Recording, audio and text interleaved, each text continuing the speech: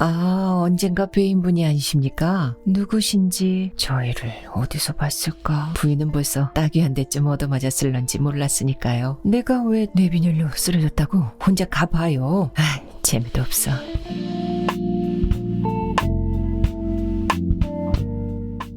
이너와 유모레스크.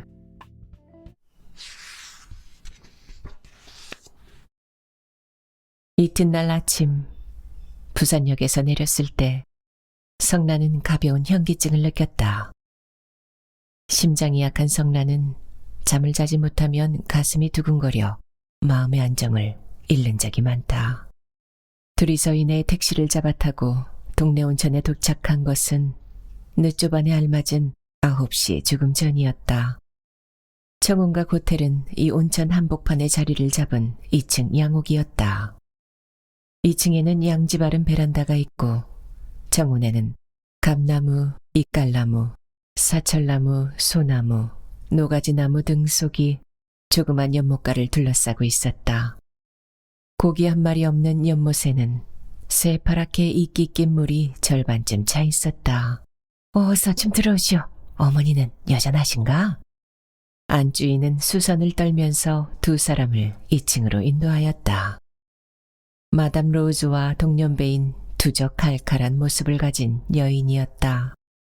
네, 아주머니에게 인사를 잘 드려야만 만나는 것 많이 주신다고 기차가 떠날 무렵까지 어머니는 신신당부하셨어요. 거짓말이라고 지우는 싱긋이 웃었다. 그러나 이만한 대꾸쯤 할 수 있는 성란을 지우는 현실적인 의미에서 도리어 탐탁하게 생각하였다. 네 집 따님이라고 내가 부대접을 하려고. 여전히 술도 잘 먹고 계집도 많이 하겠지. 아주머니께서 적당히 생각해 두시면 돼요. 요즘에는 몸이 나서 술은 좀 상간다지만. 몸이 났군 그래. 팔자 좋은 양반은 다르지. 2층 사무실 이 호텔에서는 제일로 넓고 깨끗했다. 그것은 남쪽과 동쪽이 탁 터진 모진 방이었다. 10조 넓이는 충분히 되었다. 동쪽 창 밑에 침대가 2개 나란히 놓여 있었다. 그와 반대편 서쪽에는 의상, 소파, 소탁자 걸상, 그리고 남쪽 창가에 깨끗이 정돈된 테이블이 놓여 있었다. 하루 온종일 볕이 드는 방이야. 모모하는 고관 대작들만 모시던 방인 줄로만 알아요. 아주머니 감사합니다. 수학생처럼 정중한 인사를 성란은 일부러 했다. 그래서 마담은 자지러들게 웃으며 어머니를 닮아서 녹록지 않네요. 그러는데 성란은 지훈을 소개하며 이가 바로 그이예요. 좀 뵙겠습니다. 임지훈입니다. 어쩌면 이렇게도 점잖은 분일까. 언니는 사위도 잘 맞았지. 소설을 쓴다면서. 아, 지우는 머리를 긁었다. 그러지 않아도 소설가가 오신다고 우리 정혜미는 눈이 빠지도록 기다리고 있었소. 저도 이제 여류 소설가가 된다고요. 아, 따님이십니까? 네, 부산대학 3학년이라오. 지금은 학교에 가고 없지만 선생님이 여기 계실 동안만이라도 잘 좀 지도해 주십시오. 그렇지만 아주머니 너무 기대를 크게 가지시면 안 돼요. 아직 올챙이 작가니까 이제 개구리가 돼봐야만 알아요. 그래서 셋은 유쾌히 웃었다. 자, 그럼 목욕이나 하시고 어서 조반을 자셔야지. 얼마나 시장들 하실까. 가족탕이 지금 비어있으니까 마침 잘 되셨소. 자, 어서 옷들을 훨훨 벗고 원앙처럼 다정히 한탕하고 올라오시오. 그 순간 성란은 표정 없는 얼굴을 일부러 지으며 얼른 지훈을 바라보다가 시선이 마주치자 킥하고 둘이서 웃었다.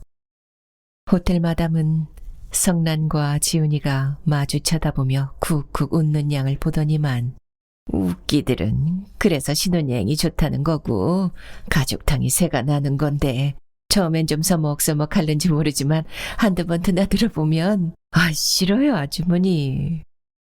성란은 얼굴을 붉혔다.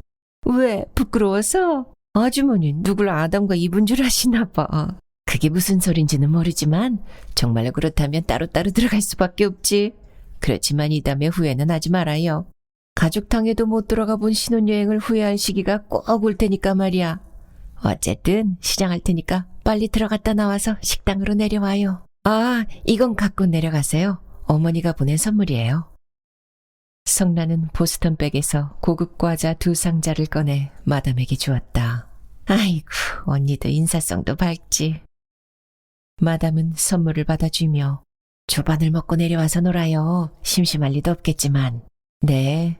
마침 서울서 정희미의 약혼자도 내려와 있으니까 동무가 될 거야. 아, 약혼을 했어요? 다소 이르긴 하지만 상대편이 하도 열심히여서 그래 해버리고 말았지. 몇 살이에요? 22이지만 어리디 어려서.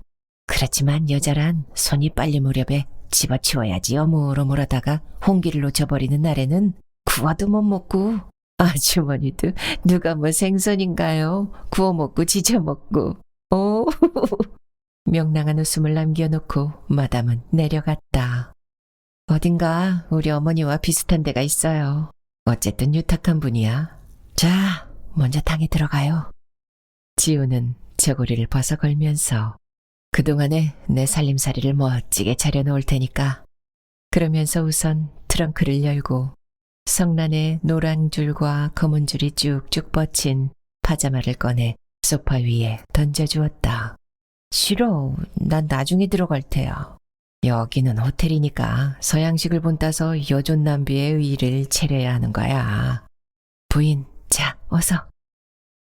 지우는 서양 사람처럼 허리를 굽히고 손 하나로 파자마를 입기를 권했다. 그럼 나 갈아입을 때까지 눈을 꼭 감고 있어요. 오케이. 지우는 눈을 감고 성란의 앞에 군대식으로 딱 차렷을 했다. 여기서 그처럼 마주서 있으면 안 돼요. 눈을 뜰 염려가 다분히 있으니까 저리 창가로 가세요. 아니 옳시다. 눈만 감으랬으니까 눈만 감고 이대로 서 있겠습니다. 아니야요. 대단히 위험해요. 그러면서 성란은 부동의 자세로 서 있는 지훈의 몸을 뺑 돌려 세워가지고 들창가로 쭉쭉 밀고 갔다. 이렇게 창밖을 향해 서서 뒤는 절대로 돌아보면 안 돼요. 신사와 숙녀의 약속이에요. 싫습니다. 나는 신사가 되고 싶지 않습니다. 말로는 그렇게 항거를 하였으나 성란이가 소파 앞으로 돌아와 파자마로 완전히 갈아입을 때까지 지우는 끝끝내 신사가 되어 있었다. 멀리 금강원 마루턱 위에 헬리콥터가 한 대 한가스럽게 떠 있었다. 성란의 새하얀 발꿈치가 새파란 고무 슬리퍼를 끌며 객실 몇 개를 지나 층층대를 밑층으로 걸어 내려가고 있었다. 밤잠을 못 잔 탓인지 머리가 좀 아팠다. 가벼운 현기증을 느끼며 계단 하나를 잘못 밟아 한두 번 성란의 두 다리가 후들거렸으나 욕탕에 들어가서 심신의 피로를 흐뭇하게 풀어볼 생각을 하니 마음은 지극히 상쾌하였다.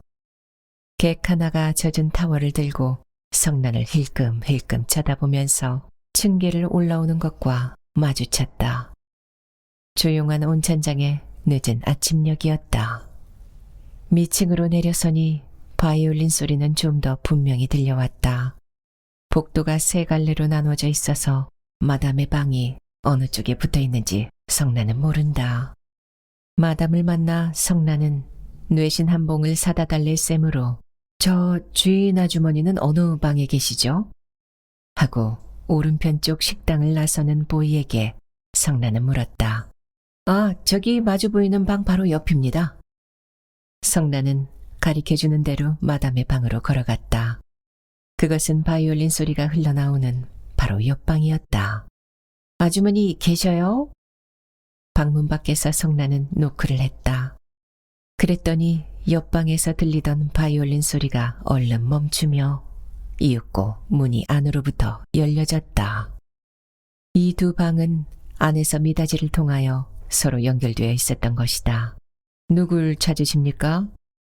문을 열고 내다본 것은 28 되어 보이는 청년이었다. 2층 사무실에 들은 사람인데요. 아주머니 계심 뇌신 좀 사다 주십사 하고요. 그러면서 성난이가 불현듯 시선을 드는데 웃음을 띠인 청년의 얼굴이 성난을 반가이 맞이하며 아, 언젠가 뵈인 분이 아니십니까? 했다. 누구신지 어디선가 분명히 본 듯 싶은 모습이었으나 성난의 기억은 좀처럼 튀어나오지 않았다. 청년은 와이셔츠 바람으로 한 손에 바이올린을 들고 있었다. 아, 생각이 잘 안 나실지도 모르겠습니다. 들어오세요. 아주머니 어디 나가셨어요? 사무실 손님을 위하여 특별 요리 차리신다고 손수 부엌에 나가셨답니다. 어서 좀 들어오세요. 아니에요. 난 머리가 좀 아파서. 뇌시는 제게도 있습니다. 들어오셔서 한번 자시지요. 그러세요? 그럼 죄송하지만 고나는 대로 성난은 안으로 들어섰다. 팔조나 되는 넓은 온돌방이었다. 성난은 청년을 따라 열려진 미닫이 옆방으로 들어갔다. 그 옆방에는 책이 꽂힌 테이블이 보이고 그 옆으로 칠흑의 피아노가 한 대 놓여 있었고 그 위에 악보가 펼쳐져 있었다. 마담의 딸 정림의 방임에 틀림없었고 이 청년이 바로 서울서 내려왔다는 그의 약혼자일 것이다. 저 애를 어디서 봤을까? 청년이 피아노 옆에 놓인 트렁크 속에서 뇌신을 찾노라고 부스럭거리고 있는 동안 성난은 과거의 기억을 열심히 더듬고 있었다. 한길가나 다방 같은 데서 동무들의 소개로 한두 번 인사를 바꾼 청년은 대단히 많다. 그 중에 하나일 것이라고 성난은 생각하며 특히 음악을 하는 그룹의 얼굴을 하나씩 골라보았으나 기억은 통 터져나오지 않았다. 청년은 무척 친절하고 부드러운 데가 있어 보였다.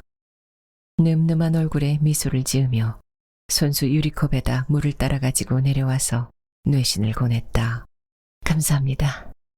성난은 뇌신을 먹고 나서 어디서 배웠어요? 하며 킥 웃었다. 청년도 빙그레 웃으면서 성난의 조금도 미안해할 줄 모르는 명랑한 얼굴을 물끄러미 내려다보며 다소 모욕감을 느끼지만 부인처럼 어여쁜 여성 앞에서는 당연히 참아야겠습니다. 그 말이 우스워서 성난은 또 한 번 킥하고 웃었다. 제가 부인인 줄은 어떻게 아세요? 신혼여행을 오셨으면 부인이시겠죠. 아주머니한테 들으셨어요? 성난의 한쪽 손이 피아노의 건반을 한두 번 똥땅똥땅 치면서 하는 말이다.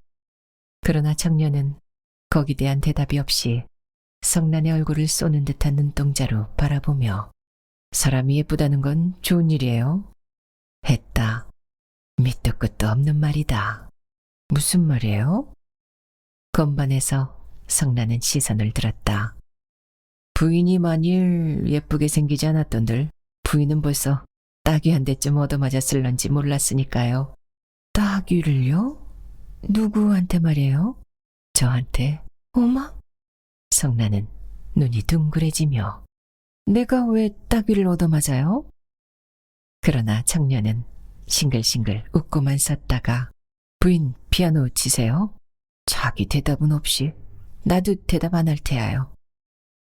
성난은 뺑하니 피아노 옆을 떠났다.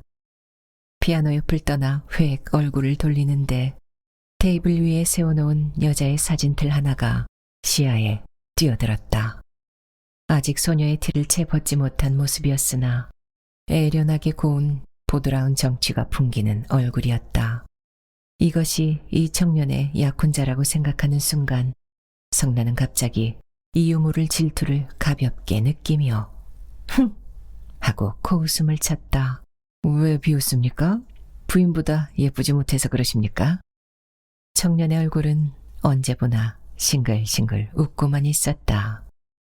지나치게 여유 있는 태도의 성난은 일종의 압력을 느끼며 강렬한 반발심이 획 가슴속에 뻗쳐올랐다. 실례해요. 남의 얼굴을 가지고 이쁘다 밉다 하는 건. 아니오시다. 나는 부인의 얼굴을 예쁘다고 그랬을 망정 밉다는 말을 한 기억은 전혀 없습니다. 왜 남하고 자꾸만 비교하는 거예요? 비교가 아닙니다. 냉정한 제3자의 입장에서 보아도 저 사진의 여성은 확실히 부인의 비웃음을 살 만한 가치밖에 없으니까요. 대단히 모호한 대답이었다. 말귀로 보아서는 성난이가 더 예쁘다는 결론 같기도 했지만 성난의 비웃음이 일종의 질투를 의미하는 것이 아니냐고 반대로 성난의 용모를 내려깎는 말 같기도 했기 때문이다. 실례 막심이에요. 성난은 손바닥 하나를 활짝 펼쳐가지고 고운 부건반을 한꺼번에 쾅 하고 눌러 보이며 획 돌아서 온돌방으로 깡충깡충 걸어나갔다. 실례가 됐으면 용서하시오. 나는 다만 부인의 꽃다운 미모를 존경했을 따름이니까요. 그 말에 성난은 핸들을 쥐고 획 돌아서면서 꽃다운 미모는 그 사진틀에 들어있잖아요. 했다. 청년은 성난의 그러한 감정을 태연히 무시하고 심심하시거든 또 놀러 내려오십시오. 내가 지닌 온갖 성의를 가지고 부인을 환대하겠습니다. 사진틀이나 열심히 들여다보고 계세요. 태양 앞의 달빛처럼 부인의 출연으로 말미암아 이 사진은 이미 빛을 잃었답니다. 누굴 시골뜨긴 줄 아셔. 어린애처럼 성난은 혀끝을 한번 삐죽 빼보이고 나서 문을 탁 열고 나갔다. 가족탕은 거기서 토일릿으로 가는 도중에 있었다. 다리장으로 들어서자 성난은 옷을 훨훨 벗고 거울 앞에서 사지를 한번 쭉 펴본 후에 욕탕 문을 열고 들어갔다. 물을 쫙쫙 몇 바가지 끼얹고 탕 안으로 들어가서 또 사지를 쭉 폈다. 심신이다 상쾌하다. 피로가 한꺼번에 확 풀리는 것 같은 흐뭇한 느낌이었다. 그런데 바이올린 소리가 또 흘러나왔다. 유모레스크였다. 참, 저희를 어디서 보았을까? 성난은 다시금 의혹에 사로잡히며 다소 뻔뻔스럽기는 했으나 어딘가 지극히 여유를 가진 늠름한 기품에 호기심 같은 것이 움직이기 시작하였다. 여자란 자기의 용모를 칭찬해주는 것을 제일 좋아하는 동물이나 봐. 무슨 진리 하나를 발견한 것처럼 성난은 유쾌하다. 몸과 마음이 다 같이 날아갈 것처럼 가볍고 상쾌했다. 주위의 모든 물체가 자기를 위해서 생겨났고 자기를 위해서 찬미를 불러주는 것 같았다. 태양 앞에 달빛처럼 빛을 잃은 아가씨. 그 한마디가 참인지 거짓인지는 몰라도 우선 참말로 들어두는 것이 생리적으로 기분이 좋다. 건강을 위해서라도 그대로 들어둘 필요가 있는 것이라고 성난은 이 의혹의 인물인 미지의 청년을 하나의 강체로서 생각하기 시작하였다. 여자 교제가 상당히 많은 사람이야. 한국의 젊은 남성들은 태반이 성난을 처음으로 대할 때 성난의 시선의 압박감 같은 것을 느끼는 것 같았으나 이 청년에게는 그것이 없다. 뻔뻔스러울 만큼 태연했고 자연스러울 만큼 자기 감정을 노골적으로 표현했다. 어딘가 성난 자신과 비슷한 성격의 소유자 같았다. 거기에 비하면 연령의 관계도 있겠지만 지우는 지나치게 점잖았다. 지훈에게도 물론 재미있는 데가 많지만 그 재미가 언제나 고요했고 또 언제나 비판적이어서 마음을 탁 놓고 그 재미에 열중하지를 않았다. 재미는 중도에서 꼬리를 잘리운 생선처럼 펄떡펄떡 뛰다가 흐지부지 쓰러지고 마는 것이다. 인어처럼 탕 안을 빙빙 돌며 유모레스크의 경쾌하고도 흥겨운 멜로디에 저도 모르게 라라라라라라라 하고 기분을 맞추었다. 그러다가도 얼른 생각이 나면 도대체 누굴까 하는 의혹에 성난은 연방 사로잡힌다. 그것은 실로 불행한 의혹이었다. 그 의혹이 풀리지 않는 한 성난의 머리에서 청년의 모습과 함께 청년이 뱉은 유혹적인 찬사를 떼어버릴 수는 도저히 없다. 내 따귀를 때린다고 했었지? 자기가 따귀를 얻어맞을 만한 깊은 관계가 청년 사이에 있을성 싶지는 않았다. 확실히 낯이 익은데. 성난은 점점 청년에게 대해서 호기심과 관심을 갖기 시작하였다. 이번에 만나면 꼭 물어봐야지. 저편만이 자기를 알고 이 편은 모르고 있다는 것은 적지 않게 불쾌한 노릇이다. 이러한 불쾌감과 호기심의 노예가 되어 훌쩍 일어서서 당을 나서려는데 현기증이 획 왔다. 심장이 다소 약한 탓으로 목욕을 할 때면 이전에도 가끔 느끼는 현기증이었다. 그래서 대리석 테두리 상반신을 기대고 잠시 눈을 감고 있노라니까 다시금 정신이 들었다.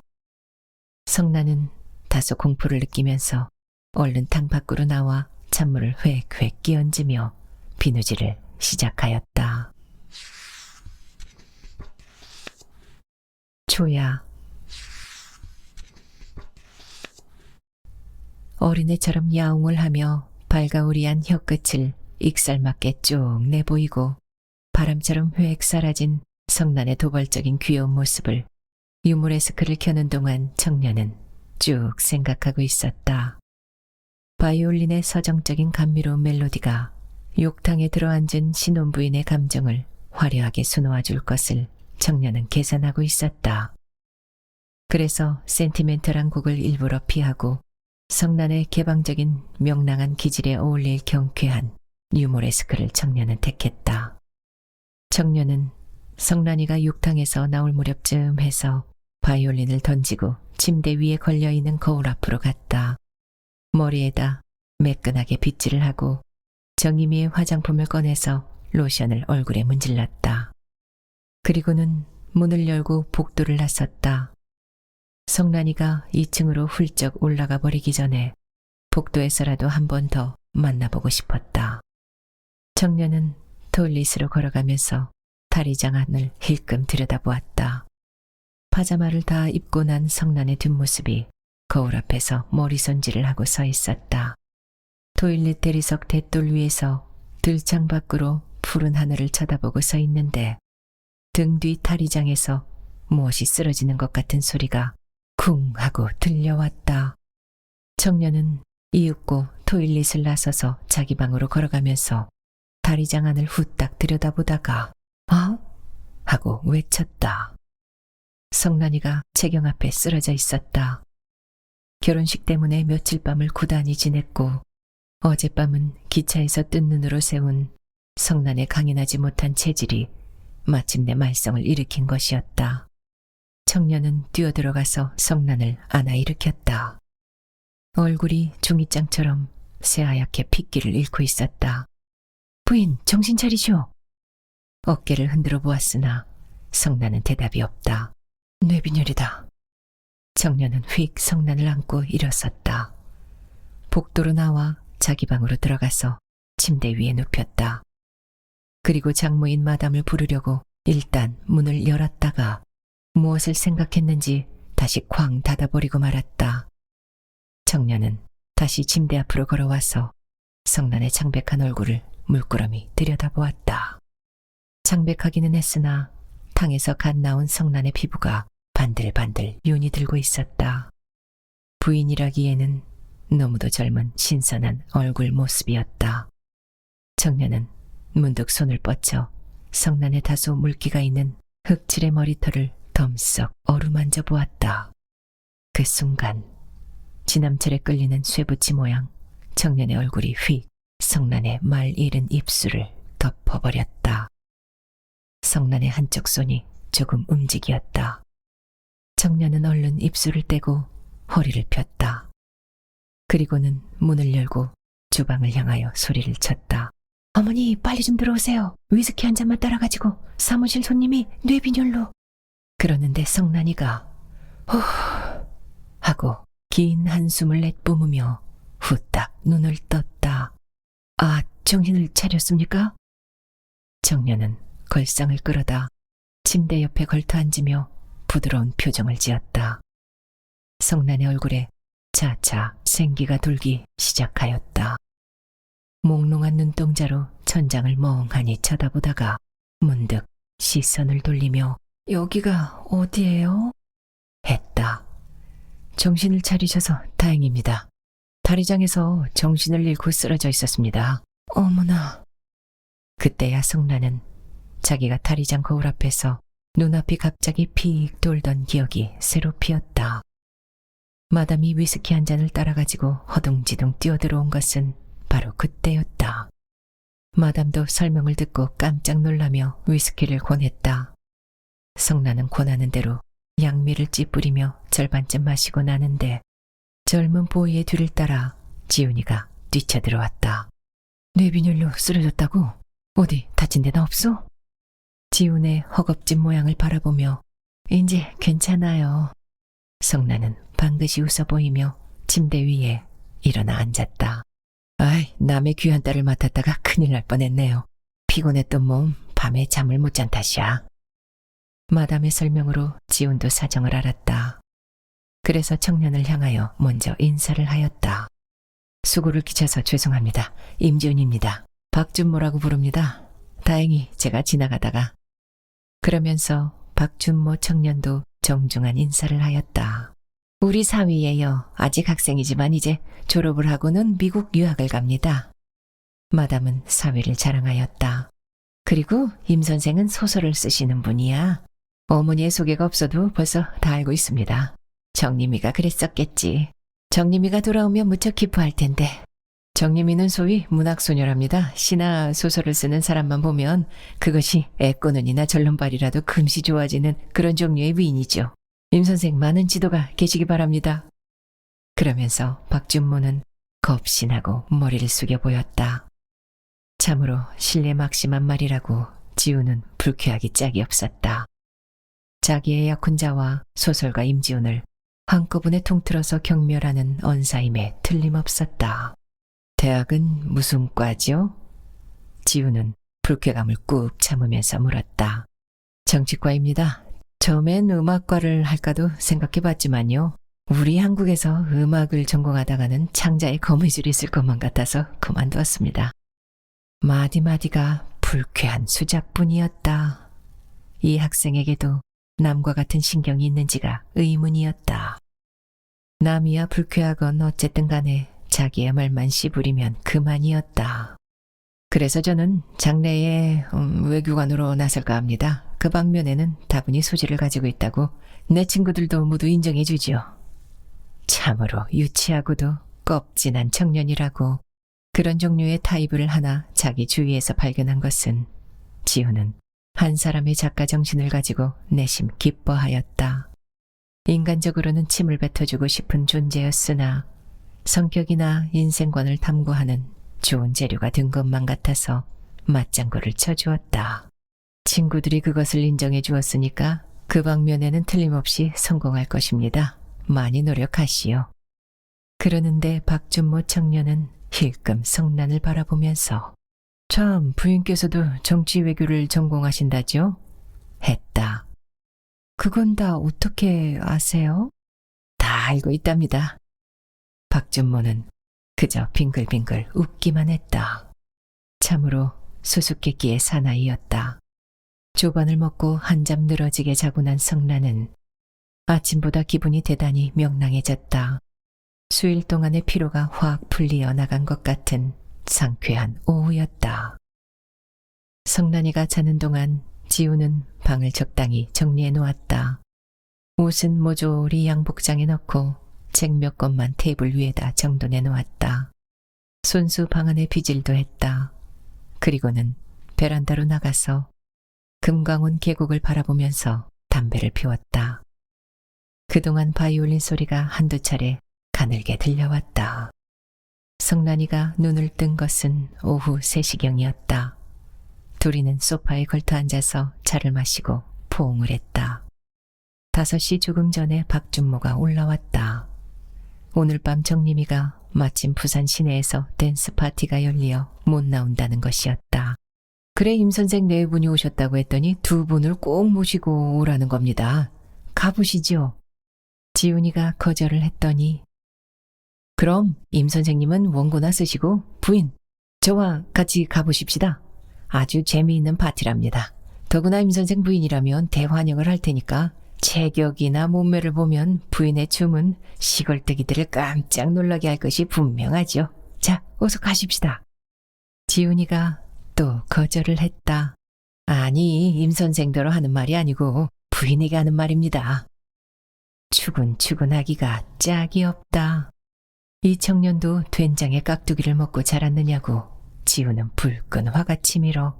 부부일체야 내 말이나 부인의 말이나 마찬가지니까 학군이 나와서 가보시오. 그렇지는 않을 겁니다. 민주주의 사회에서는 각자의 의사가 존중돼야만 하는 것이 아니겠습니까? 민주주의고 무슨 쥐고 가네. 우리는 안 간단밖에. 우리가 아니오시다. 나는 지금 복수를 물은 것이 아니고 단수를 물은 것입니다. 어쨌든 귀찮으니까 혼자 가봐요. 지우는 남편으로서의 권위가 깎이는 것 같아서 꽥 하고 소리를 쳤다. 그렇지만 임 선생님 같은 문화인이 그처럼 독재주의를 써서야 되겠습니까? 민주주의 사회의 목탁이 되셔야 할 뿐인데. 그러는데 성난이가 우스워 죽겠다는 듯이 깔깔깔 허리를 꼬며 외쳤다. 아이 재밌어. 여보 이론으로는 당신이 졌어요. 졌어. 그 말에 박준모는 승리자처럼 빙그레 웃으며 보세요. 부인은 역시 민주주의적인 교양을 받으신 분이죠. 존경합니다.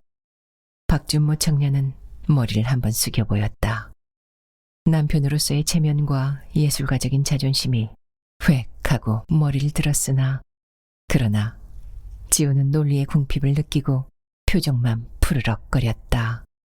그렇지만 나 오늘 춤추고 싶지 않아서 그만두겠어요.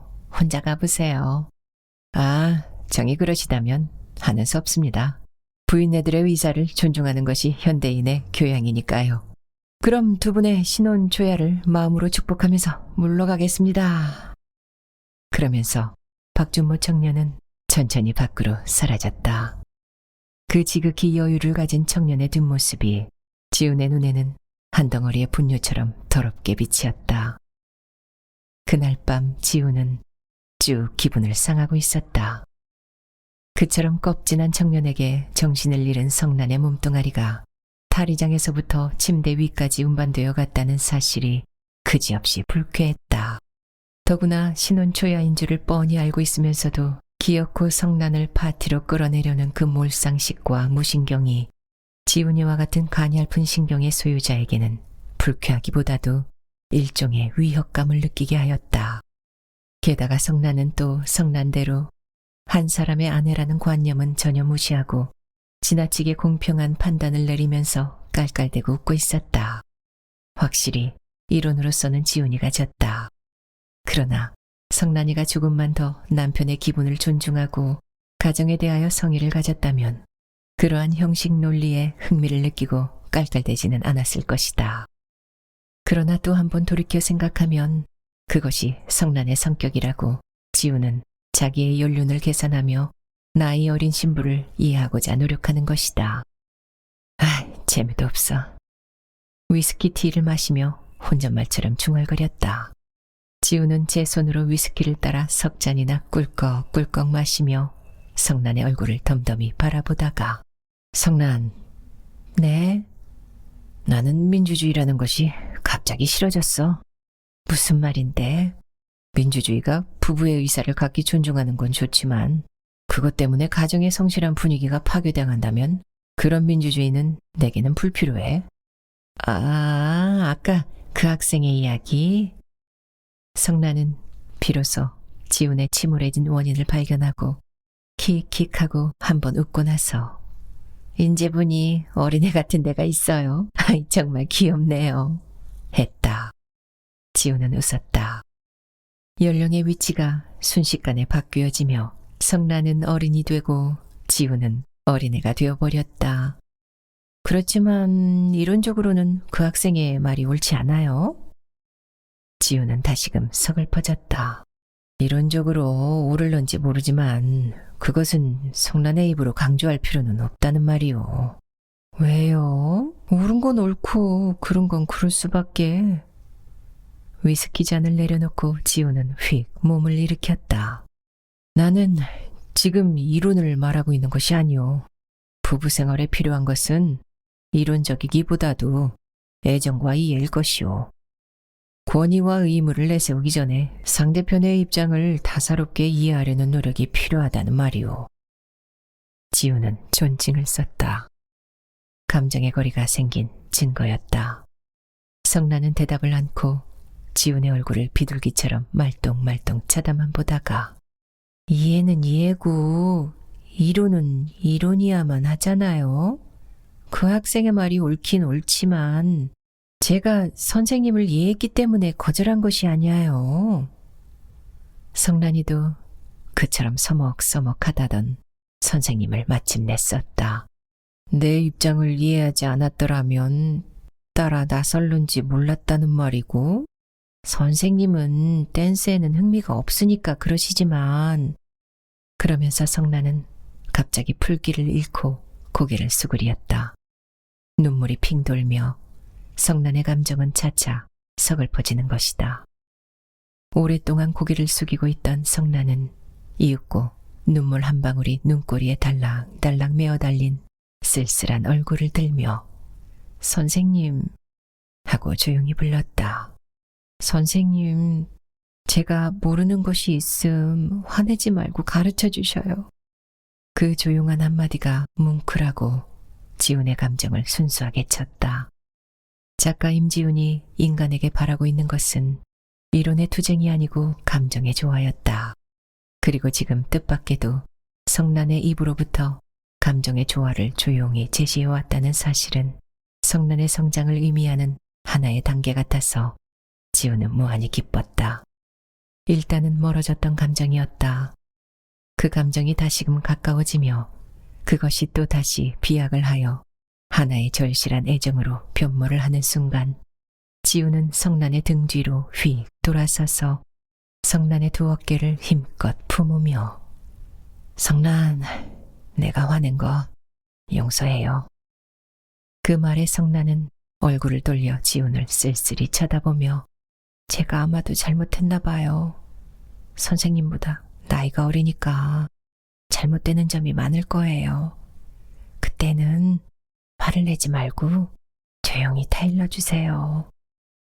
그러면서 성란은 두 팔을 벌리고 지훈의 품속으로 기어들어 왔다. 성란은 참 좋은 말을 했어. 서로 이해하고 서로 용서하면서 우리 길이 행복하게 살아요. 선생님. 성란은 지훈의 품에 얼굴을 파묻고 코메인 소리로 오늘은 신혼 쳐야죠. 그런 걸 제가 춤추러 가고 싶어 해서 죄송해요. 그러면서도 성란은 자기의 이론이 그른 것이라고는 끝내 생각하지 않았다. 타협일 뿐이었다. 괜찮아. 내일 밤이라도 여기서 파티를 열면 되니까. 선생님은 댄스를 좋아하지 않는데 성란이가 좋다면 나도 이제 좋아지겠지. 그렇지만 나는 서툴러서 조금만 더 배우면 될 텐데 댄스가 그처럼 좋을까? 멋지잖아. 이윽고 둘이는 훌쩍 일어서서 탱고의 스텝을 밟기 시작하였다. 성란은 콧노래를 부르며 갑자기 명랑해졌다. 푸놈나 아들을 좀 더 곱게 허리의 선이 옆으로 살짝 흐르는 것처럼. 그러나 성란처럼 지훈의 스텝은 곱지를 못했다. 정지 스텝이 너무 빨라요. 언제든지 슬로우. 옳지. 퀵 슬로우. 퀵 슬로우. 그렇게 걸어다니지를 말고 탱고는 정지 스텝이 고와야만 멋져요. 스텝을 밟는 동안 지훈은 다른 생각을 하고 있었다. 성란처럼 흥이 나지 않아 율동의 흥미보다 사색의 흥미를 더 소중히 하였다. 두 개의 육체가 자아내는 율동의 하모니가 댄스의 기본 정신이라면 오늘의 사교 댄스는 어째서 동성 간에는 행하여지지 않고 이성 간에만 성행하는가. 율동의 조화에서 오는 쾌락보다도 먼저 쾌락 하나가 확실히 있다. 지훈은 성란의 육체에서 신비로움을 먼저 느꼈다. 그 신비로운 접촉감을 의식함이 없이 율동의 조화만을 향락하기 위해서는 인간이 지닌 관능의 마비가 요청되어야만 하는 것이다. 지훈은 스텝을 멈추고 성란을 이끌어 침대 위에 안아 올렸다. 이튿날은 일요일이었다. 먼저 일어난 지훈이가 목욕을 하고 올라와 보니 성란은 그냥 잠이 들어 있었다. 지훈은 거울 앞으로 가서 머리에 빗질을 하고 섰는데 자는 줄 알았던 성란이가 눈을 가스러움이 뜨고 지훈의 뒷모습을 말그러움이 바라보며 익살맞게 킥 하고 웃었다. 어제까지도 선생님이라고 부르던 자기의 감정이 전설인 양 희미해지며 존경의 념과는 정반대로 소꿉장난을 하며 자라난 소학교 동무처럼 갑자기 다정해졌다. 정말로 소꿉장난 같은 하룻밤이었다. 생면부지인 남과 어떻게 약속 하나로 일생 동안을 같이 사느냐고. 어제까지도 성난이가 품었던 결혼 생활의 신비성이 차츰차츰 해소되어 가는 것 같은 느낌이었다. 성난의 기억이 부끄러움을 가져왔다. 그래서 다시금 소리 없이 혼자서 킥킥 웃었다. 저처럼 점잖은 양반이 인간 생활의 표리를 엿본 것 같아서 시야가 갑자기 넓어지고 사고방법이 무섭게 비약을 한다.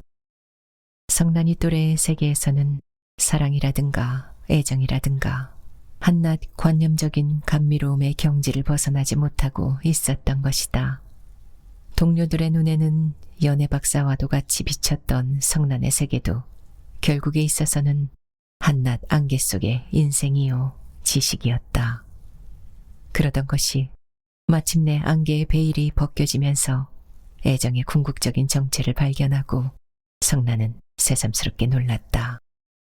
다소의 예비 지식은 물론 가지고 있었지만 그러한 육체의 학대가 애정의 실체라고는 통이 느껴지지 않았다. 책 한 권은 읽음으로써 사드나 마조호의 방법을 지식으로서 흡수를 하고 강한 것처럼 떠들어 보기는 했으나 성난의 23수로는 상상조차 할 수 없는 머나만 경지였다. 어쨌든 어제까지도 서먹서먹하던 감정이 제거되고 그 대신 부끄러운 감정이 자꾸만 왔다. 그것이 이날 아침 성난의 인생이 가져본 절실한 질감이었다. 성난은 갑자기 장난을 하고 싶어졌다. 손을 뻗쳐 침대 머리맡에 놓인 상자에서 크림 초콜릿을 몇 알 집어들고 그 하나를 힘껏 던졌다. 돌아서서 빗질을 하고 섰는 지훈의 뒤통수를 툭 치고 초콜릿은 발꿈치 뒤로 대구르르 떨어졌다. 지훈은 획 뒤를 돌아다 보았다. 그러나 성난은 눈을 감고 곤히 잠들어 있었다. 지훈은 빙긋 웃었다. 웃으면서 발밑에 떨어진 크림 초콜릿을 주워들고 가만히 던졌다. 성난의 다소 뾰족해 보이는 코끝을 툭 쳤다. 그래도 성난은 잠이 깨지 않는다. 지훈은 침대 앞으로 성큼성큼 걸어와서 성난의 이마에다 입술을 한번 누르고 나서 인제 일어나요. 일어나서 목욕을 하고 조반을 먹고 우리 금광원에 가요. 그랬더니 성난은 그냥 눈을 감은 채 당신은 나쁜 사람이야 했다. 왜 나빠? 몰라. 지훈은 귀여운 듯이 성난의 코를 두 손가락으로 한번 꼭 집었다 놓으며 빨리 일어나요. 잠든 사람이 어떻게 일어나요? 눈을 떠요. 당신 보기 싫어서 나 영영 눈 안 뜰 테야. 나빠. 이래도 안 뜰 테야? 어이 간지려. 헤쳐졌던 파자마 깃을 두 손으로 움켜쥐고 성난은 캬득캬득 몸을 꼬며 발딱 침대 위에 일어나 앉았다.